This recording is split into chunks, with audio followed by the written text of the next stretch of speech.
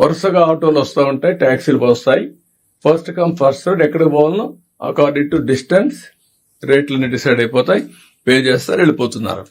Same I want to bring those who are interested lorries. I'm requesting the harassment లేకుండా win win situation ఉండాలి. మీరు ప్రభుత్వానికి చెడ్డ పేరు తేవద్దండి. మమ్మల్ని ఇబ్బందులో పెట్టి మీరు ఇబ్బందుల్లో పడద్దండి. మీరు ఊబరైజేషన్ చేసుకోండి, పేర్లని రిజిస్టర్ చేసుకోండి. దెన్ మనం మెసేజ్ పెడతాం. హాఫ్ అన్ అవర్ ముందే రమ్మంటాం, నేరుగా వస్తారు.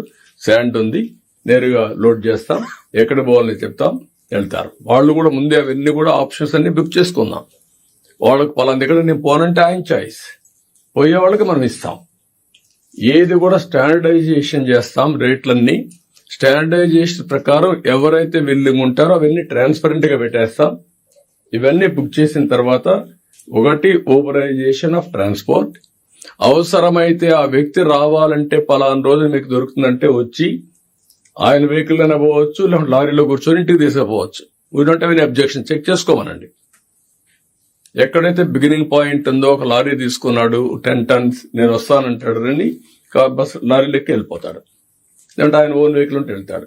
బట్ ఎట్టి పరిస్థితుల్లో దీన్ని మాత్రం ఈ 3 కాంపోనెంట్ ఎక్స్లవేషన్ నెంబర్ 1, బుకింగ్ అట్ సచివాలయం నెంబర్ 2, నెంబర్ 3 ఏదైతే లారీస్ ఊబరైజేషన్, ఈ 3 కంప్యూటరైజ్ చేస్తాం. Will keep before you. You have to act very firmly. Nobody should touch.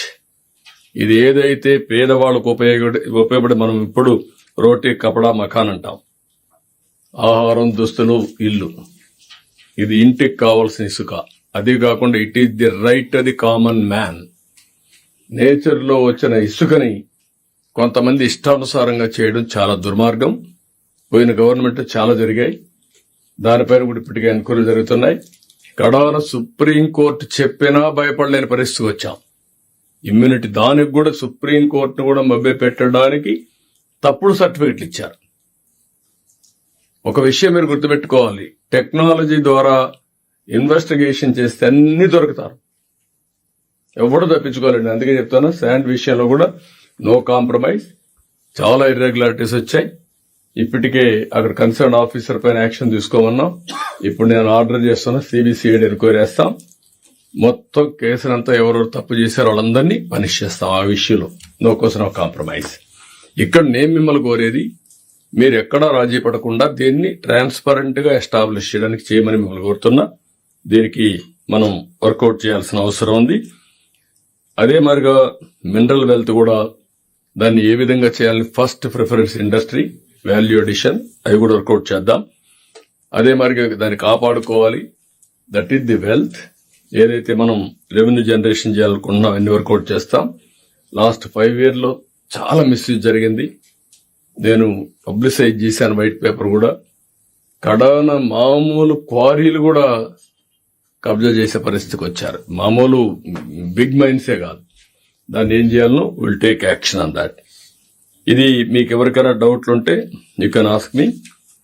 రెండోది, సుప్రీంకోర్టు అడిగిన దానికి కూడా మీరు ఎవరిని షీల్డ్ చేయకుండా మీరు కాపాడుకోవడానికైనా సరే మీరు క్లియర్ గా వాస్తవాలు చెప్పండి. ఏం జరిగిందో అక్కడ ఆ రీచల్లో ఎక్కడ మీరు షీల్డ్ చేస్తే లాస్ట్ టైం అదే జరిగింది. అన్నెసరిగా మీరు ఇబ్బందులు పడతారు. I want to make it very clear. 2 points, sir. ఒకటి, parent teacher meeting, quarterly meeting, we are going to mandate it. It's going to be a celebration of sorts across the state. That's the first aspect. Secondly, KGBV students are going to appear to CBSE exams. So a lot of preparatory work needs to happen. So మన పిల్లలు CBSE ఎగ్జామ్స్కి attend అవుతే మనకి exam లాగా ఉంటుంది. అదేవిధంగా పిల్లల్ని prepare చేయాలి. దానికి కావాల్సిన పోస్ట్ అన్ని కూడా ఫిలప్ చేయమని చెప్పారు. అదేవిధంగా ఈ మన pre finals, semifinals, unit test అని చాలా పకడ్బందీగా నిర్వహించాలి. సో దట్ ఎవరికైనా సెపరేట్గా ఇంటర్వెన్షన్ కావాలంటే వాళ్ళకి ఇచ్చేదట్టు. ఫస్ట్ టైం కొన్ని స్కూల్స్ ఇప్పుడు CBSE ఎగ్జామ్స్కి వెళ్తున్నాయి సార్. గత ప్రభుత్వం అనాలోచిత వల్ల 1000 schools అని యూనిలాటరల్గా చేశారు సార్. దాన్ని మేము అసెస్ చేసుకుని మీ దగ్గరనే ముందర ఈ ప్రయారిటీగా తీసుకుని CBSE NCERT text book, CBSE curriculum students CBSE ఎగ్జామ్స్కి వెళ్తున్నారు sir. So that is going to be a big priority in all KGBV model schools, residential schools are going to go for CBSE examination for the first time. So చాలా జాగ్రత్తగా పిల్లల్ని prepare చేయాలి. ఎందుకంటే ఒక పిల్లోడు పొరపాటున ఫెయిల్ అవుతే జీవితాంతం చాలా బాధపడతారు.